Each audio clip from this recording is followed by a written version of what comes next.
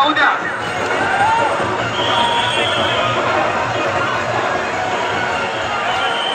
मराठ्यांचे क्रांतीसूर्य आदरणीय मनोजदादा जरांगे पाटील यांचं नांदेड जिल्ह्यामध्ये अगदी मनापासून स्वागत करतो.